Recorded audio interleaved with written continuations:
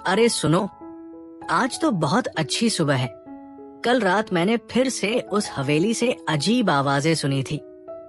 मेरे पापा ने कहा कि वहाँ कोई नहीं जाना चाहिए। राहुल, तुम हमेशा उस हवेली की बात करते रहते हो। मुझे तो उसका नाम सुनते ही डर लगता है। क्या तुम्हें नहीं लगता कि वहाँ सच में कुछ गड़बड़ है?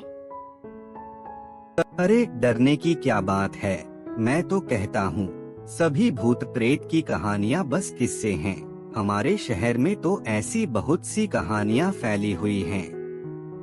लेकिन करण, ये कोई मामूली कहानी नहीं है। ये हवेली सच में बहुत पुरानी है। मेरे दादाजी ने भी कहा था कि उनके बचपन में भी लोग उस हवेली से डरते थे। तो फिर हमें वहाँ जाना तो बिल्कुल भी नहीं चाहिए। मैं तो कभी नहीं जाऊंगी।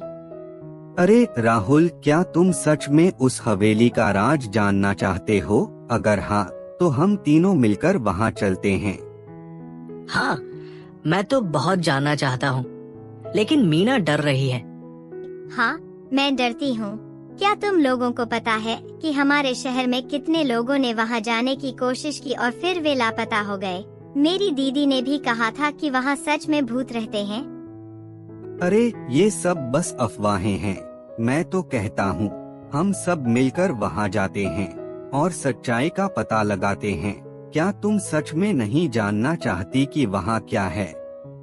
मैं जानना तो चाहती हूँ, लेकिन डर भी लगता है। अगर हम सब साथ में जाएंगे तो शायद ठीक रहेगा।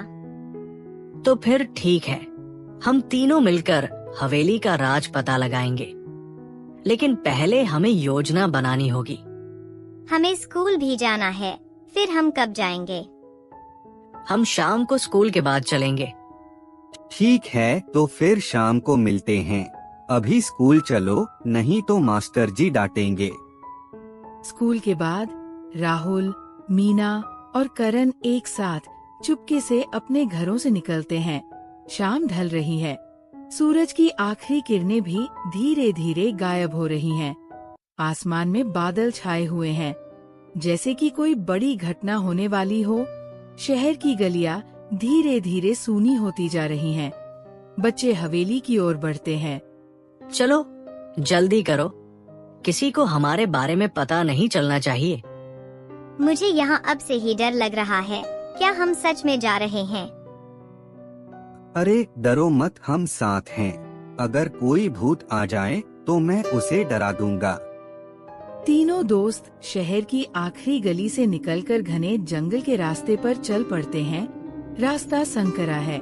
दोनों तरफ ऊंचे ऊंचे पेड़ हैं, जिनकी शाखाएं आपस में उलझी हुई हैं। पेड़ों की पत्तियां हवा में सरसराती हैं, जैसे कोई धीमी सी फुसफुसाहट हो रही हो। रास्ते में कभी कभी किसी जानवर की आवाज सुनाई देती है, जैसे कोई उल्लू बोल रहा हो या कोई चूहा पत्तियों के बीच से भाग रहा हो। कहीं कहीं पेड़ों की जड़ें रास्ते में निकली हुई हैं, जिन पर पैर फिसल सकता है। यहाँ बहुत अंधेरा हो रहा है। मुझे लगता है हमें वापस चल देना चाहिए। नहीं मीना, अभी तो हमने बस शुरुआत की है। हम साथ हैं, कुछ नहीं होगा। अरे तुमने सुना? वहाँ से कोई आवाज आई। तीनों दोस्त चुप हो जाते हैं। कुछ देर तक सन्नाटा छाया रहता है। फिर कहीं दूर से एक लंबी सी सरसराहट की आवाज आती है, जैसे कोई पत्तियों के बीच से गुजर रहा हो। अब मैं वापस जा रही हूँ। रुको, डरो मत, शायद कोई जानवर होगा। हम साथ हैं, कोई खतरा नहीं है। हवा में एक अजीब सी ठंडक महसूस होती है, जैसे कि कोई अदृश्य शक्ति उन पर नजर रख रही हो। आसमान में बादल और घने हो जाते हैं, जैसे कि बारिश होने वाली हो। यहाँ तो बहुत डरावना है। क्या हम अंदर जाएंगे? हाँ, हम यहाँ तक आ गए हैं तो अंदर भी जाएंगे, लेकिन साथ साथ रहना, अलग मत होना। हाँ, हम साथ हैं, कोई डरने की बात नहीं है। आओ चलो अंदर। तीनों दोस्त दरवाजे से अंदर कदम रखते हैं। अंदर की हवा ठंडी और भारी है, जैसे कि सालों से कोई यहाँ नहीं आया हो। दीवारें पुरानी और उखड़ी हुई हैं। छत से मकड़ी के जाले लटक रहे हैं। यहाँ बहुत ठंड लग रही है। और हवा में एक अजीब सी बदबू भी है। ये तो सच में बहुत पुरानी जगह है। देखो यहाँ कितने सारे कमरे हैं। हवेली का मुख्य हॉल बहुत बड़ा है, जिसके एक कोने में एक बड़ी सी सीढ़ी है जो ऊपर की मंजिल की ओर जाती है। सीढ़ियों की रेलिंग पर जंग लगा हुआ है और कुछ सीढ़ियाँ टूटी हुई हैं। घर छोड़ दो, यह मेरा घर है। क्या तुमने वह आवाज सुनी? किसने बोला? हाँ, मैंने भी सुना। शायद यहाँ कोई और है। हवेली के अंदर सन्नाटा छाया हुआ है। सिर्फ उनकी सांसों और कदमों की आवाज सुनाई देती है। कभी कभी कहीं से लकड़ी की चरमराहट या किसी जानवर की आवाज भी आती है। तुम लोग यहाँ क्यों आए हो? हम जानना चाहते थे कि यहाँ क्या हुआ था। हवेली के अंदर का माहौल अभी भी डरावना और रहस्यमय है। राहुल, मीना और करण एक साथ खड़े हैं। उनकी सांसें तेज हैं। अचानक एक कोने से एक धुंधली सी आकृति निकलती है। ये आकृति धीरे धीरे स्पष्ट होती है। एक बूढ़ा आदमी, उसकी आंखें गहरी और उदास हैं और उसका शरीर पारदर्शी सा लगता है, मानो वो वास्तव में यहाँ न हो। तुम लोग यहाँ क्यों आए हो?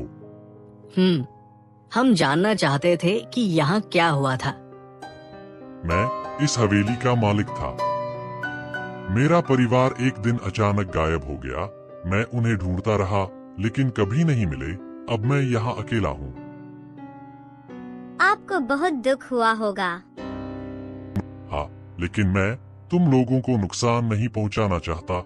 मैं चाहता हूँ कि कोई मेरे परिवार का पता लगाए। क्या आपको पता है कि आपके परिवार का क्या हुआ? नहीं, मुझे कुछ पता नहीं। बस इतना याद है कि एक रात कुछ लोग आए थे और फिर सब गायब हो गए। हम आपकी मदद करेंगे। हम आपके परिवार का पता लगाएंगे। धन्यवाद बच्चों, शायद अब मुझे शांति मिलेगी। भूत से मुलाकात के बाद राहुल, मीना और करण को यकीन हो जाता है कि इस हवेली में कोई बड़ा रहस्य छुपा है। भूत उन्हें हवेली के अंदर और गहराई से खोज करने की इजाजत देता है। तीनों दोस्त एक साथ मिलकर हवेली के अंदरूनी हिस्सों की तरफ बढ़ते हैं। हमें इस हवेली के हर कोने को अच्छी तरह से देखना होगा। शायद कहीं कोई सुराग मिल जाए। यहाँ कितने सारे कमरे हैं। हर दीवार पर पुरानी तस्वीरें और टूटी हुई सामग्री है। अरे, यहाँ तो कुछ पुरानी किताबें और कागजात भी हैं। तीनों दोस्त उस अलमारी के पास जमा होते हैं। अलमारी के अंदर धूल से ढके हुए कुछ पुराने दस्तावेज और एक डायरी मिलती है। डायरी के पन्ने पीले पड़ चुके हैं और उन पर लिखावट धुंधली हो गई है, लेकिन कुछ शब्द अभी भी पढ़े जा सकते हैं। ये तो हवेली के मालिक की डायरी है। इसमें लिखा है कि एक रात कुछ लोग आए थे और उन्होंने परिवार को उठा लिया था। क्या वे लोग अभी भी जिंदा हैं? क्या यहाँ कहीं उनका कोई सुराग है? देखो, यहाँ एक नक्शा है। इस पर हवेली के नीचे एक गुप्त तहखाने का रास्ता दिखाया गया है। हमें इस तहखाने को ढूंढना होगा।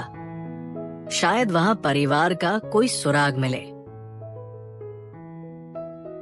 तुम लोग बहुत बहादुर हो। मुझे विश्वास है कि तुम इस रहस्य को सुलझा लोगे।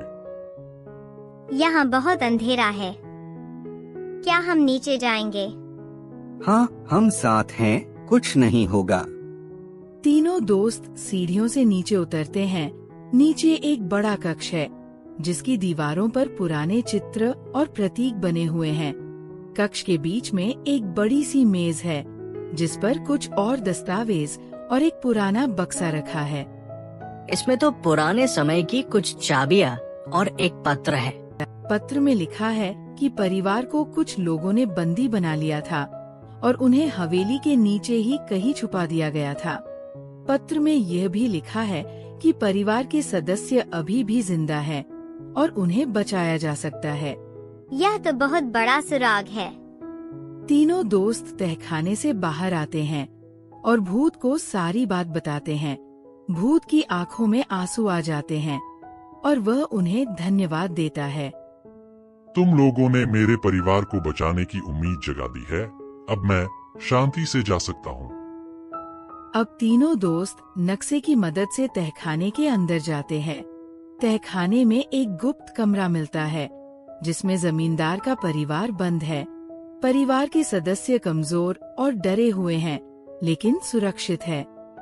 तीनों दोस्त मिलकर परिवार को बाहर निकालते हैं और उन्हें अस्पताल ले जाते हैं।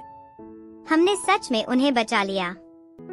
और हमने हवेली के रहस्य को भी सुलझा लिया। हमने सच में कुछ बड़ा कर दिया। और हम सब मिलकर हमेशा ऐसे ही रहस्य सुलझाते रहेंगे। अगले दिन पूरा शहर बच्चों की बहादुरी की बात करता है। अखबारों में उनकी तस्वीरें छपती है और सब उनकी तारीफ करते हैं। हवेली अब डरावनी नहीं रहती। और अधिक इस तरह की कहानी के लिए चैनल को सब्सक्राइब करना ना भूले।